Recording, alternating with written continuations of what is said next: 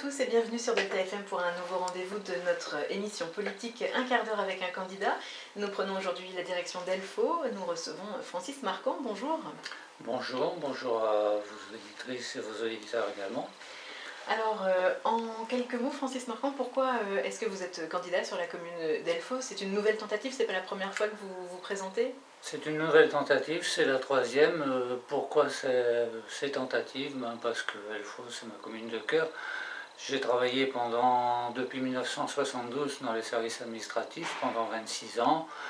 J'y ai tout fait ma carrière jusqu'à cette date-là. Et bon, il m'est resté le sentiment de faire quelque chose pour les Elfalois. D'autant plus qu'à l'époque, avant que je quitte la commune d'Elfo pour aller travailler tout proche, Monsieur Arthur Decloît, le maire qui a fait une trentaine d'années, plus de 30 ans de candidature et de fonction de maire, m'avait demandé de me remplacer. Évidemment, pour le remplacer, je ne pouvais pas, vu que je travaillais sur place. Et c'est quand je suis parti travailler à proximité que j'ai décidé de faire une liste aux prochaines élections. Donc j'ai été élu en 2001, réélu en 2008, mais simplement comme conseiller municipal n'appartenant pas à la majorité.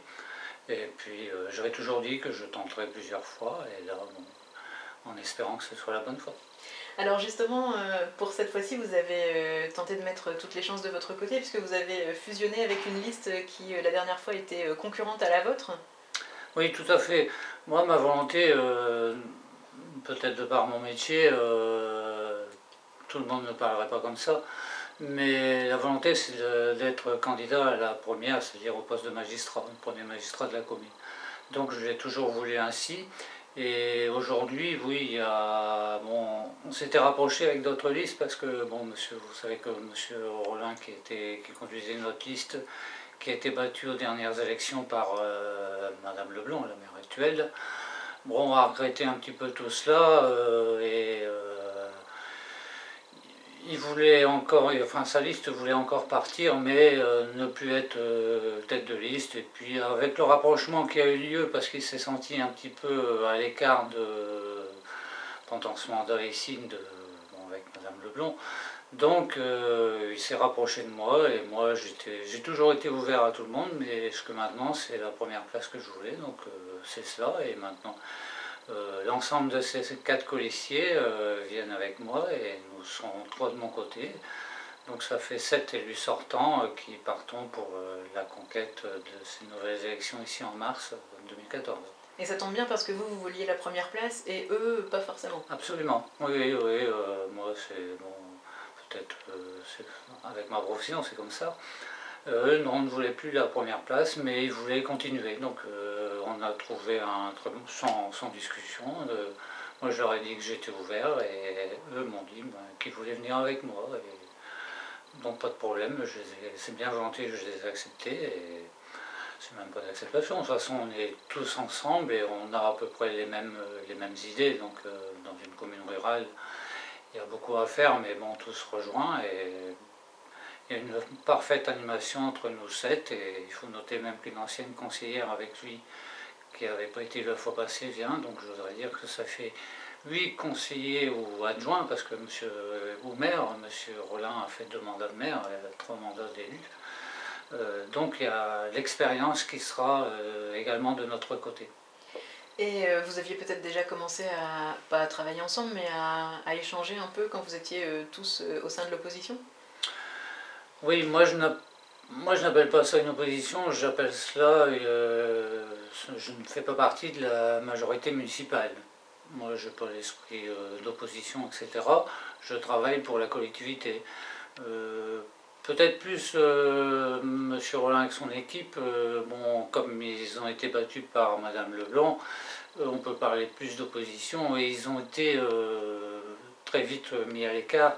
C'est vrai qu'il faut remarquer que tout ne s'est pas très bien passé.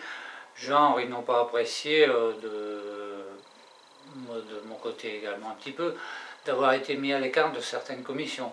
Parce qu'il y a 6 ans, bon, les commissions, il y en a qui ont eu les portes ouvertes. J'ai une personne, un colistier à moi, qui a été accepté dans une commission. Et même moi-même, après, quand il y avait les commissions pour voter, quand c'était une candidature genre de quelqu'un qu'on ne voulait pas, ben, on mettait une candidature, Madame Lelon mettait une candidature de chez elle. Donc, et puis on était battu aux voix.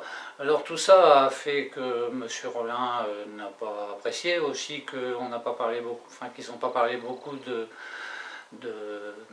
son programme, parce que ce qu'il a fait pendant 2 ans, ils ont quand même travaillé ensemble. Bon, là, c'était plus une opposition, et il est franchement déçu un petit peu de ce mandat-là, et bon, c'est ce qui convient, qu'il vient avec moi, et tout se passe très bien. Et vous, vous estimez avoir été entendu alors au sein de l'opposition entre guillemets, ou en tout cas en dehors de l'équipe de la majorité, vous pensez que vous avez pu être écouté et participer un petit peu de manière constructive malgré tout au projet de la commune?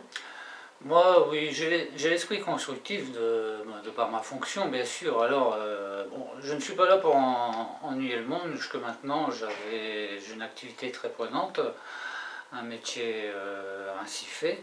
Et oui, j'étais pour travailler positivement. Et bon, quand j'avais quelque chose à dire, bon, j'oserais dire qu'on m'écoute, on m'a écouté, et ça c'est très bien, parce que bon, j'ai pas pour l'habitude de dire des choses qui ne, bon, pour mettre des freins à un exercice, mais euh, pour moi ça s'est à peu près bien passé, oui, il n'y a pas de problème.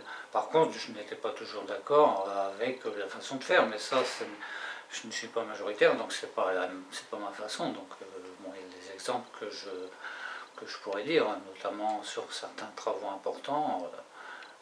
Je n'aurais pas eu, moi je veux conduire ça autrement. On va peut-être rappeler simplement pour tous nos auditeurs qui ne sont pas forcément au courant votre métier. Vous travaillez dans une mairie voisine? Oui, moi je suis directeur général des services à la commune de Blandec, juste à côté. Et comme je vous l'ai dit tout à l'heure, j'ai passé 26 ans à Elfou. J'ai travaillé donc avec mon métier, je connais très bien la fonction, je suis proche des élus un peu partout. J'ai travaillé tout à l'heure, on vous parlait avec Arthur de Cloît, avec lui qui était un homme qui allait de l'avant, qui fonçait. Il a fait l'assainissement individuel dans toute la commune, l'assainissement collectif pardon, dans toute la commune. Avec le passage de l'autoroute, on a fait le remembrement. Donc là, j'ai travaillé avec le milieu agricole et M. Tartare, qui était président du syndicat agricole. Ça s'est très bien passé. Et c'est pour ça qu'à l'heure d'aujourd'hui, je suis, je pense, encore estimé d'une certaine catégorie de population, enfin de majorité de population, parce que plus anciens surtout, qui m'ont connu à la mairie. Donc voilà pourquoi je connais, bon, C'était juste pour le préciser parce qu'on parle de votre métier depuis tout à l'heure et tout à fait. tous les auditeurs ne sont pas forcément bien au courant. Francis Marquand, donc vous êtes candidat à Elfo. Qu'est-ce que vous reprochez finalement à la municipalité actuelle? Qu'est-ce que vous aimeriez changer? Parce qu'on a quand même l'impression que l'équipe aujourd'hui en place a fait pas mal de choses. Je pense à la rénovation de la mairie, à la médiathèque par exemple. Oui, tout à fait. Bon, il faut rappeler quand même que la médiathèque, qui était un programme que tout le monde avait, a été lancé avec l'équipe le mandat précédent par M. Rollin, à l'époque qu'il était maire, où Mme Leblanc était avec C'était lui. déjà sur les rails. Tout à fait, c'était sur les rails, comme M. Rollin, quand il est arrivé en son premier mandat FO, ils ont fait la rénovation de la salle des fêtes. Donc ça, bon, le travail était bien, et la mairie, tout le monde l'avait dans son programme. Moi, ce qui me chagrine un petit peu pour cette mairie, par exemple, le programme était bâti sur un financement à 50% de subvention. Bon, ça a monté un petit peu moins d'1 million de francs. On s'est aperçu, pardon, d'euros, excusez-moi. On s'est aperçu que la réalité, une subvention, notamment la DTTM, qui est une subvention de l'État, n'a pas été accordée malgré. Ils ont patienté une paire d'années, mais ça n'a pas été accordé. Ce qui fait qu'il y a quand même, par rapport au financement initial, 25% de moins de subventions qui ont été accordées, et ça fait qu'un programme subventionné à 25%. Dans ces 25%, il faut mettre l'aide que la CASO, la communauté d'agglomération, accorde sur, ça fait partie, sur les 6 ans, les communes rurales ont une certaine somme qu'ils peuvent dépenser comme ils veulent pour certains projets. Donc j'estime qu'aujourd'hui, on a on a plus d'emprunts, peut-être pour moi, et ça m'a été rapporté également, par envie de faire la réalisation de cette extension de la mairie pendant le mandat et pour faire l'inauguration pendant le mandat. C'est ce qui a été fait.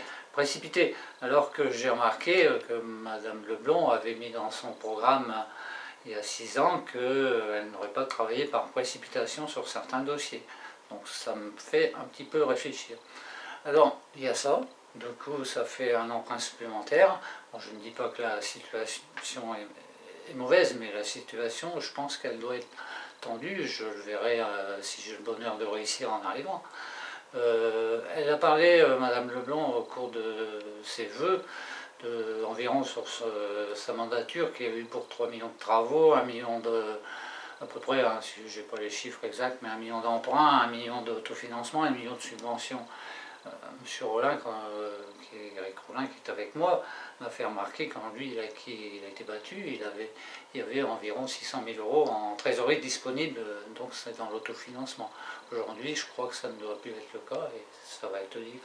Donc moi, ce que je veux dire, c'est que les dossiers, il faut bien les... Enfin, il ne faut pas travailler dans la précipitation et bien les faire qu'ils soient confortablement pour ne pas avoir ce genre de... Après, la trésorerie, d'autant plus que bon, on nous annonce que les dotations de l'État, c'est vrai, vont être réduites et qu'il fera toutes les communes vont devoir plus ou moins faire attention.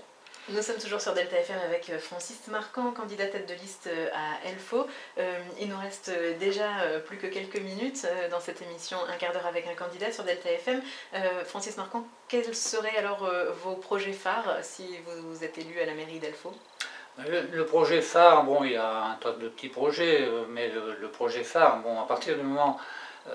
ça fait des années que je me bats aussi, dans mon programme, il était là il y a 6 ans, c'est l'entretien des voiries communales et des chemins ruraux. Tout à l'heure j'en parlais, évidemment, quand on a des projets. Aujourd'hui, vous avez des voiries communales et notamment des chemins ruraux que je connais bien, parce que moi, je fais du sport, je fais de la course à pied, donc je m'entraîne, ce sont mes chemins d'entraînement, qui sont dans un état déplorable. Donc évidemment, quand on...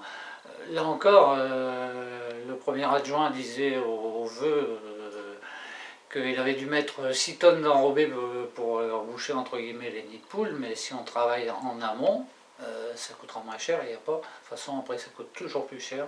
Donc il y a cela, je sais qu'il y a des travaux dans les bâtiments communaux, les églises et l'église d'Elfo, qui a des problèmes également, il y a des chutes de pierre.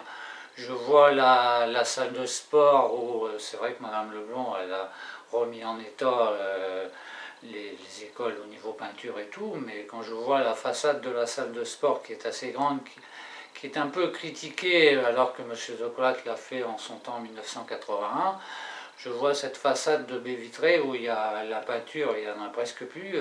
Bon, le jour où il faudra tout remplacer ensemble, ça coûtera encore plus cher. Donc voilà, le plus gros, bon il y en aura d'autres après, mais c'est important. Donc c'est surtout de l'entretien courant, on va dire? C'est de l'entretien courant, mais de l'entretien important. Vous avez bon, tout à l'heure je parlais de voirie, vous avez aussi la rue de Blandec, une rue principale qui, ça fait 6 ans que toutes les listes l'ont dans leur programme aussi. Donc il faudra voir tout ça. Après, il y a d'autres choses à faire, mais bon, on verra en fonction des finances. Au fur et à mesure, et le tout donc en faisant appel au maximum de subventions possibles? Oui, bien sûr. Bon, ça, les systèmes de subvention, je connais. Il y a les systèmes de l'État, et il y a l'aide de la CASO qui est sur le mandat, tout à l'heure j'en parlais. Il y a les services départementaux pour les communes rurales, l'aide est importante aussi. Notamment, je sais que tout à l'heure je vous parlais de l'église. Dans l'église, c'est des possibilités de subvention importantes, mais aussi d'importants travaux. Oui, donc de ce côté-là, bon, je suis épaulé pour aller chercher les subventions. Je connais les rouages de la société. Très bien, merci beaucoup Francis Marquand d'avoir accepté de répondre à nos questions sur Delta FM. Merci.